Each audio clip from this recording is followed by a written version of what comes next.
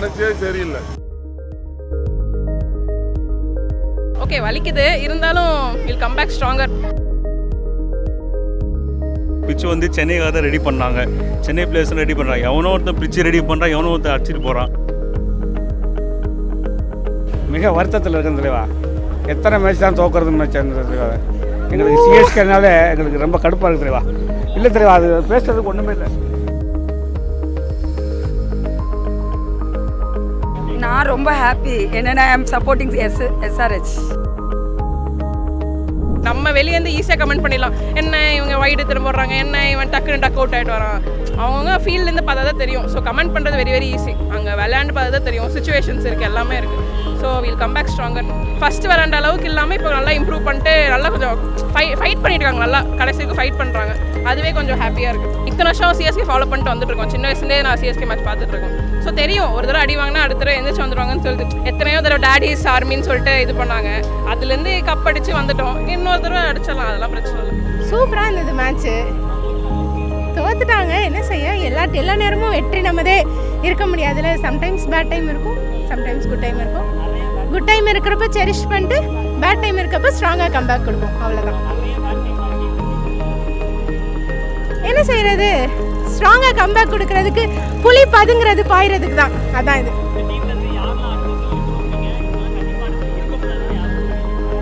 அப்படி கிடையாது, இல்லை அது வந்து தோனி டிசைட் பண்ணுவார், அவர் பார்த்துப்பாரு. நீங்கள் தோனி கேப்டனாக வந்தால் டிசப்பாயிண்ட் ஆக முடியுமா? அதுதான் சொல்கிறேன்ல, வில் கம் பேக் ஸ்ட்ராங்கர், அவ்வளோதான். இன்னைக்கு கொஞ்சம் ஃபைட் பண்ணாங்க. இதுக்கு முன்னாடி அது கூட பண்ணல. அது கொஞ்சம் குளிர்ச்சியாக இருக்குது. But it's too late.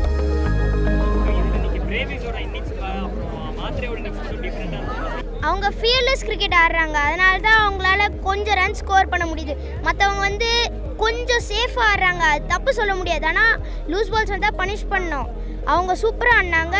அவங்க வேறு பிச்சில் ஆடின மாதிரி இருந்துச்சு. யங்ஸ்டர்ஸ்க்கு நிறைய சான்ஸ் தரணும். திரிபாதி, விஜய் சங்கர், தீபக் ஹூடா. மற்றபடி எல்லோரும் கொஞ்சம் கான்ட்ரிபியூட் பண்ணுறாங்க. அதனால் கொஞ்சம் அவங்கள ரீட்டைன் பண்ண நான் சொல்ல வரல. ஆக்ஷனில் போட்டு திருப்பி அவங்களுக்காக ஒரு 1 crore கிட்டே போகலாம். இப்போ கொஞ்சம் இம்ப்ரூவ் பண்ணியிருக்காங்க. பட் இன்னமும் 150 ரொம்ப லோ ஸ்கோர். ஸ்டார்டிங்கில் ஆயுஷ் மாதிரி நல்ல ஸ்டார்ட் தந்தார்.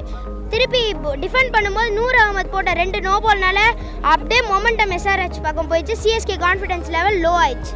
அதனால அவங்க அதை பிடிச்சி மேலே வந்துட்டாங்க. 10 ரன்னா இது வரைக்கும் எக்ஸ்ட்ராஸ் போடாமல் நான் மேட்ச் பார்த்ததே கிடையாது. ஆனால் அவர் விக்கெட் எடுத்துருவார். அதுதான் இன்னைக்கு விக்கெட் கூட எடுக்கல.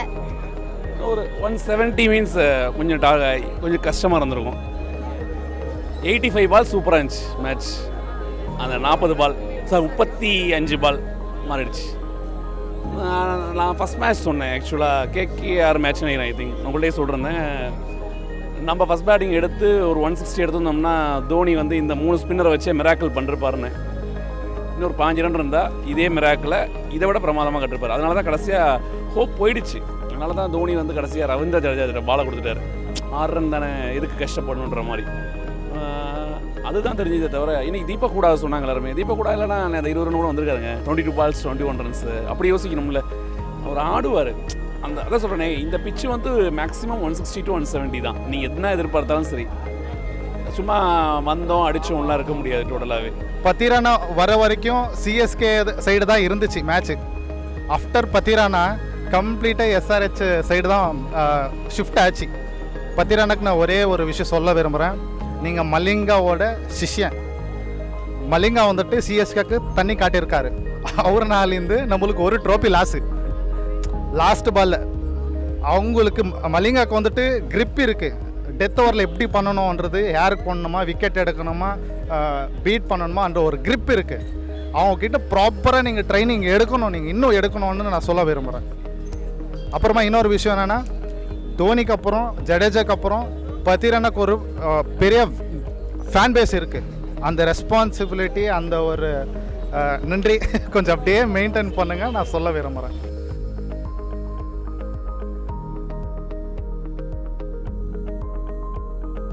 தோனி ஆடுறாரு ஆடலன்றது செகண்டரி. தோனி இல்லைன்னா அந்த டீம் இல்லை. ஆக்சுவலாக அதுதான் உண்மை. இந்த வாட்டி தோனி இருந்துமே டீம் இல்லை. பிளேயிங் 11 வந்து பார்த்திங்கன்னா ரொம்ப மோசம். லைக் ஃபஸ்ட்டு மேட்ச்லேருந்தே தீபக் கூடாலேருந்து இப்போ திருப்பதி ஆடிட்டு இருந்தார், அவர் மேலே பழி போட்டுருந்தாங்க, அவர் 2 மேட்ச் ஆடலை. அதுக்கப்புறம் வந்த 2 யங்ஸ்டர்ஸ் மேலே பழி சொல்ல முடியாது, இப்போ தான் 2 மேட்ச் வந்தாங்க. இன்னும் சிவம் டூபே, ரவீந்திர ஜடேஜா, தீபக் கூடா யாருமே ஒழுங்காக பெர்ஃபார்ம் பண்ணல. அதனால் இவங்களெல்லாம் விட்டுட்டு அட்லீஸ்ட் மிக்சருக்கு 5 மேட்சஸில் வந்து பார்த்தீங்கன்னா இருக்க யங்ஸ்டர்ஸ் சான்ஸ் கொடுத்தா நெக்ஸ்ட் சீசனுக்கு அட்லீஸ்ட் ஒரு பிளேயிங் லெவனில் ஒரு 7-8 பேர் இப்பயே எடுத்து வச்சுக்கலாம், அவ்வளோதான். பிரேவிஸ் இல்லைன்னா இந்த 150 கூட வந்திருக்காது. 110, 115 ஆல் அவுட் ஆயிருப்பாங்க. பிரேவிஸ் நல்லா தான் கொண்டு போனார், ஆனால் அது ஒரு அன்ஃபார்ச்சுனேட் நல்ல கேட்ச் ஆக்சுவலாக கமிண்டு மெண்டிஸ் கிட்ட இருந்து. அந்த கேட்ச் அந்த ஒரு பர்சன் வந்து அந்த கேட்சை டோட்டலாக மேட்சை மாற்றிட்டு போயிட்டார், அவ்வளோதான். 5 கப் அடித்த டீம் ஆடுற மாதிரி இந்த டீம் ஆடலை ஆக்சுவலாக. லைக் 18 வருஷமாக ஒரு டீம் கப் அடிக்கல, பட் ஸ்டில் அவங்க வந்து ஒவ்வொரு சீசனும் அவங்களோட பெஸ்ட்டை கொடுத்துருவாங்க. இந்த சீசன் இந்த டீம் கிட்டேருந்து ஒரு எதுவுமே இல்லை, ஃபேன்ஸ்க்காக கூட எதுவுமே பண்ண மாதிரி தெரியல. ஜஸ்ட் ரொம்ப விளையாடவே தெரியாதவங்க உள்ளே போய் விளையாடிட்டு இருக்க மாதிரி விளையாடிட்டு இருக்காங்க. தோனி கிட்ட போச்சுன்னா கண்டிப்பாக சேஞ்சஸ் இருக்கும் அப்படின்னு எதிர்பார்த்தாங்க. பட் ஆனால் என்ன தான் கேப்டன் சேஞ்ச் ஆனாலும் டீமில் இருக்க பிளேஸ் அப்படி தான் இருக்காங்க, அது ஒன்றும் பண்ண முடியாது, அவ்வளோதான். சொல்லுங்க ப்ரோ, ரொம்ப பேனிக்கான சுச்சுவேஷன் இது. நிஜமாவே இதை எக்ஸ்பெக்டே பண்ணல. நான் ரொம்ப பதற வச்சிட்டார் நம்மளை லாஸ்ட்டாக. பயங்கர க்ரூசியல் சுச்சுவேஷன், செம்மையாக இருந்தது மேட்ச். ஆக்சுவலி இவ்வளோ மேட்ச்சை விட இப்போ ரொம்ப சின்சியராக விளையாடினாங்கன்னு நினைக்கிறேன் இந்த மேட்ச். ஆனால் ஹார்ட் லக். சும்மா இந்த மேட்ச் தான் டிக்கெட் கிடச்சிது. சிஎஸ்கே வரிசையாக தோற்றுருந்தாங்க, டிக்கெட் ஈஸியாக கிடச்சிது. ஃபஸ்ட்டு மேட்ச்சில் சென்னை மும்பை டிக்கெட்டே கிடைக்கல, 10,000 ஒரு டிக்கெட்டு. இப்போ சிஎஸ்கே இந்த வருஷம் பிக்கே சரியில்லை, டீமே சரியில்லை, சொல்ல போனால் எடுத்தவங்களும் சரியாக பர்ஃபார்ம் பண்ணல. மும்பை கொஞ்சம் பரவாயில்ல, இன்டென்ட் இருந்துச்சு. சிஎஸ்கேட்ட இன்டென்ட் சுத்தமாக இல்லை. லாஸ்ட்டு ஒரு 4 to 5 மேட்சஸாக ஒரு 4-5 பிளேயர்ஸ் தான் நல்ல பிளேயர்ஸ் இருக்காங்க, அவங்களும் ஆனால் பெருசாக ஃபார்மில் இல்லை. தோனி பார்க்க தானே வராங்க, யார் மேட்சை பார்க்க வரா? ஸ்ட்ராங்கான ஒரு டாப் 3 இருந்தாலும் இப்போ ஜிடி வந்து ஒரு ஸ்ட்ராங்கான டாப் 3 வச்சுருக்காங்க. அதே மாதிரி இப்போ ருத்துராஜ் வந்துட்டான்னா அவர் ஓப்பனிங் போகணும்.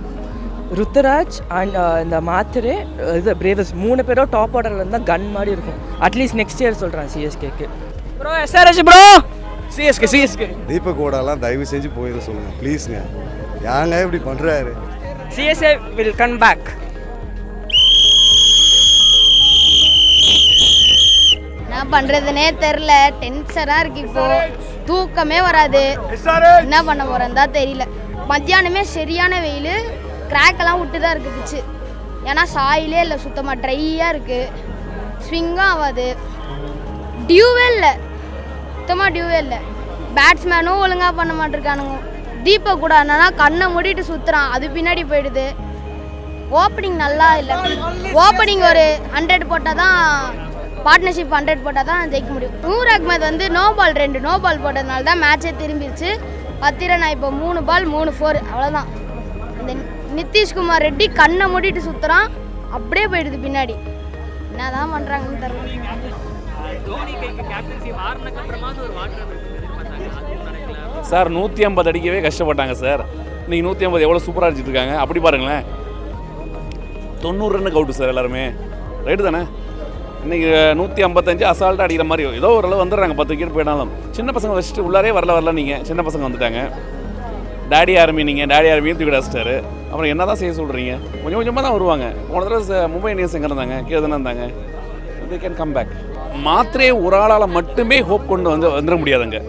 ஆப்போசிட்டில் ஒருத்தங்க சிங்கிளாக, இப்போ ஃபார் எக்ஸாம்பிள் ஃபஸ்ட் எடுத்தோடனே ஷேக் ரஷீத் வந்தார், ஃபஸ்ட் பாலே அவுட் ஆகிறாரு. அப்போ ஒன்றும் பண்ண முடியாது. முகமது ஷமியோட பால் அந்த மாதிரி டெலிவரி, ஒரு சின்ன பையன் அவுட் ஆகிறாருன்னும் போது அங்கே அப்ளாஸ் வந்து ஆட்டோமேட்டிக்காக ஷமி பக்கத்தில் தான் போகும். என்னை பொறுத்தவரையும் பிரேவிஸ் ஆன இன்னிங்ஸ் வந்து எக்ஸலன்ட், அதே சமயத்தில் மாத்திரை ஆன இன்னிங்ஸும் சூப்பராக இருந்துச்சு. ஆனால் என்னோடது கீழே கொஞ்சம் பேக் ஆர்டர் கொஞ்சம் இன்னும் ஆடலாம், அது மாதிரி மேலே இருக்கிறவங்க கொஞ்சம் ஆர்டர் இருக்கலாம். Actually, we came from Bangalore to watch this match. We both are fans of Dhoni, so all the way we came to see Dhoni. அவ்வளோதான், தோத்துட்டோம். இந்த மேட்ச்சு தோத்துட்டோம். நாங்கள் தோனிக்காக தான் வந்தோம். பரவாயில்ல, பார்த்தோம்ல, தலை தரிசனம் கிடைச்சதில்ல, அதுவே போதும். பிரேவிஸ் சூப்பரானார். ஆக்சுவலி அது சரியான கேட்ச் கமிந்து மெண்டிஸ் எடுத்தது. அந்த கேட்ச் தான் மேட்சோட டர்னிங் பாயிண்ட். அந்த கேட்ச் மட்டும் ஒரு கமிந்து மெண்டிஸ் விட்டுருந்தாருன்னா இன்னும் ஒரு 25 ரன்ஸ் டெஃபினட்டாக வந்துருக்கும். டிவால் பிரேவிஸ் அடிச்சிருப்பாரு. பதிரானா வந்து கடைசியில் போடும்போது ஒரு 2 ஒயிட் பால் போட்டார். அதுக்கு முன்னாடி இவர் 100 போடும்போதும் ஒரு 2 நோ பால் போட்டார். அதனால் ஒரு இது. பட் மற்றபடி மேட்ச் இன்ட்ரெஸ்டிங்காக தான் இருந்தது. ஒரு 30 ரன் கூட இருந்ததுன்னா சிஎஸ்கே நிச்சயமாக வந்து ஒரு லைவ்லி மேட்சாக இருந்திருக்கும். அதாவது நாங்கள் எதிர்பார்த்தது வந்து 2 தலையும் ஸ்க்ரீனில் ஒன்றா வந்து பாதி காட்டுவாங்கன்னு எதிர்பார்த்தோம். அதை காட்டலை. ஆனால் தலை தான் இப்போ ஏகே ஆகிட்டார் இல்லையா, அதனால் ஒரு ஏகேவாகவும் பார்த்தோம், தலையும் பார்த்தோம். நம்ம சிஎஸ்கே வந்துட்டு ஃபஸ்ட் பேட்டிங் எடுத்து தான் நம்ம அதிகமாக தோற்றுருக்கோம். ஏன்னா பவுலிங் டிபார்ட்மெண்ட் ப்ராப்பராக அவங்க எக்ஸிக்யூஷன் பண்ணல, அவங்களோட பர்ஃபார்மன்ஸ் கரெக்டாக இல்லை. அது கொஞ்சம் ஓவர் கான்ஃபிடென்ஸில் இருக்காங்க, கொஞ்சம் மட்டை தட்டணும் மேனேஜ்மெண்ட். எம்ஐயும் இருந்துச்சுல அப்புறம் கடைசி 4 வருஷமாக அவங்களுக்கும் இல்லை, அவங்கள இப்போ வந்து அவங்க மேலே போகிறாங்க, நம்ம கீழே போகிறோம். ஸோ இட் ஹேப்பன்ஸ் இந்த கேம். ஆனால் ஏன்னா நம்ம யாரமத்துல நம்ம ஃபார்மில் என்னென்னா back older players are experience players, ஆனால் அது இந்த வாட்டி ஒர்க் ஆகல. ஸோ நம்ம யங்ஸ்டர்ஸ் எடுத்து க்ரூம் பண்ணுறோம். ஸோ அடுத்த 10 இயர்ஸுக்கு நம்ம தான் கப் அடிக்க போகிறோம். அந்த மைண்ட் செட் தான் எனக்கு. பரவாயில்ல, அதில் ஒன்றும் பிரச்சனை இல்லையே. 5 கப்பு வச்சுருக்கோம்ல, கப்பே எல்லா டீம்லாம் பேசுகிறாங்க, ஆர்சிபிலாம். நம்மளுக்கு என்ன ப்ரோ? எல்லா சீசனும் வந்து அடிக்க முடியாது ப்ரோ, எல்லா சீசனும் அடிக்கிறது. போன சீசன் அதுக்கு முதல்ல 5 வருஷமே அடிச்சிருக்குமே, அது எப்படி இருக்கும்? அதனால் எல்லா சீசனுமே அடிக்க முடியாதுன்னு அவர்னா கடவுளாக அவர் எல்லா பாலும் 6 அடிக்கிறதுக்கு. எல்லாம் மாட்டின பால் 6 அடிக்க முடியும். மாட்டில் இந்த சீசன் அடுத்த சீசன் கண்டிப்பாக வந்து சென்னை தான். சார் பாசிட்டிவிட்டின்றது வந்து சார் ஆக்சுவலாக நம்ம வந்து இப்போ நம்ம விளையாட போகிறோம்னு வச்சுக்கோங்க, கிரிக்கெட்டு ஃபஸ்ட் பால் 6 அடிக்கணும்னு ஆசைப்பட்றாங்க, அவுட் ஆகிடுறோம். அப்போ நம்ம என்ன பண்ணுறது? நமக்கே அந்த பிரச்சனை இருக்கும்போது அவங்க பிளேயர்ஸ் தான் சார், அவங்களும் ஹியூமன் பீயிங் தானே. ஸோ அந்த மாதிரி யோசிப்போம். பாசிட்டிவிட்டி இப்போ விராட் கோலி எல்லா டைம் இதே இன்டர்நேஷனல் மேட்ச் எல்லாத்தையும் அடிச்சிடறாரு. 10 மேட்ச் அடிக்க மாட்டார், லாஸ்ட் மேட்ச் எல்லாம் செஞ்சுருவார், 50 போடுவார், ஒரு செஞ்சுரி போடுவார். எனக்கு ரொம்ப பிடிக்கும் அவரோட கவர் டிரைவ்லாம் எனக்கு அடிச்சிக்கவே முடியாது. பட் என்ன தான் இருந்தாலும் ஒரு பிளேயராக இருந்தாங்கன்னா அவங்களுக்கும் ஒரு அந்த ஒரு சர்க்கிள் இருக்கும், அதுலேருந்து மீண்டு வருவாங்க. ஸோ நான் என்னோடைய கணிப்பு என்னென்னா அவர் சொன்ன மாதிரி தான், நெக்ஸ்ட் டைம் டீமை ஃபார்ம் பண்ணிக்கிட்டு மேபி கம்பேக் தர்றதுக்கு வாய்ப்புகள் அதிகம். ஏன்னா யங்ஸ்டர்ஸ் வந்துட்டு இருக்காங்க, மாதிரி கிடையாது. இனிஷியல் ஸ்டேஜில் இருந்ததை விட இப்போ இருக்கிறது வந்து ரொம்ப அதிகமாக இருக்கிறதால மேபி வரலாம்னு எனக்கு ஒரு பாசிட்டிவிட்டி இருக்குது. நல்லா ரவீந்திர ஜடேஜா இறக்கி விட்டாங்க, ஒரு கேட்ச் மிஸ் பண்ணாங்க. ஒரு கேட்ச் மிஸ் பண்ணதுக்கப்புறம் கொஞ்சம் மாற்றிருக்கலாம், ஒரே 6 பண்ண அடிச்சுட்டு வெளியே போயிட்டார். போன மேட்ச்சில் தோனி அவுட்டு, இந்த மேட்ச்லேயும் தோனி அவுட்டு. சொல்ல போகுதுங்களா? பார்க்கலாம் நெக்ஸ்ட் மேட்ச்.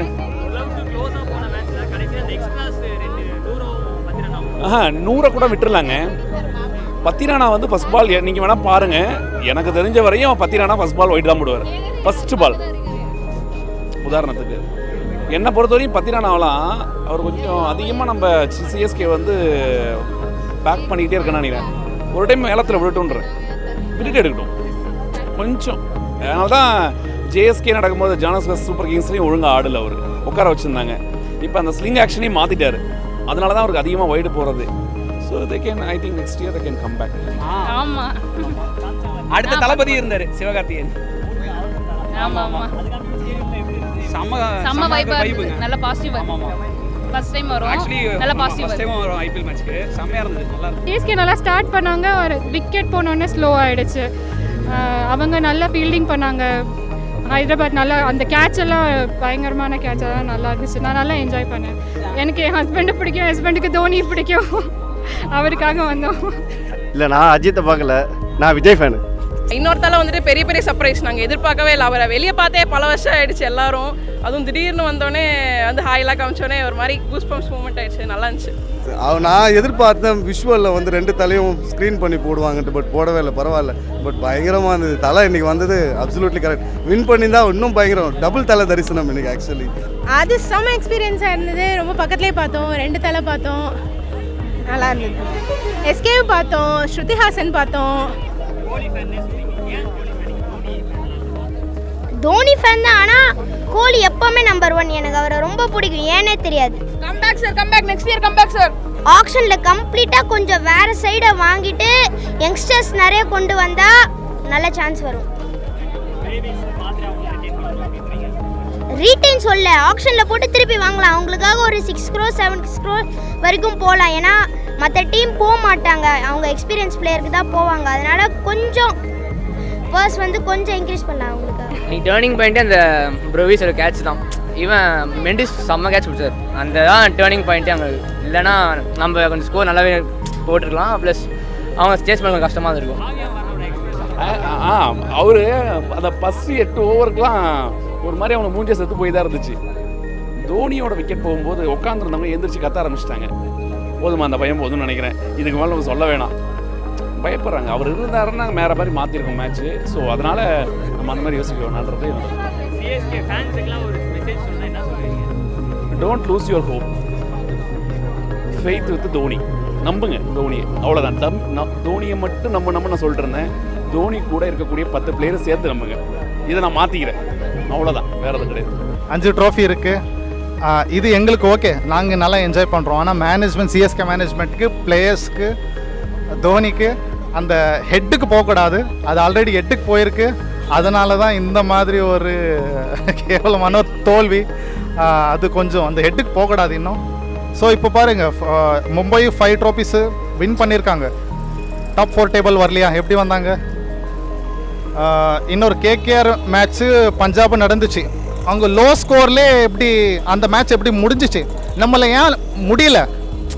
ஸோ நெக்லிஜென்சி ரொம்ப இருக்குது. அது கொஞ்சம் கம்மி பண்ணணும்.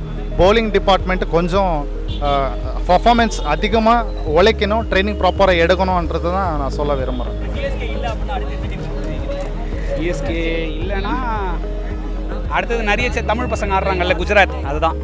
சாய் சுதர்ஷன்லாம் வேற லெவலில் ஆடுறான். சிஎஸ்கே ரெடி தலைவர் சொல்லிட்டாரு, அவ்வளோதான். ஃபஸ்ட் இயர் கம்பேக் பண்ணுவேன்னு சொல்லிட்டாரு. கம்பேக் தானோ, கன்ஃபார்ம் கம்பேக் தான் அடுத்த வருஷம். அதே தான் கம்பேக் தான்.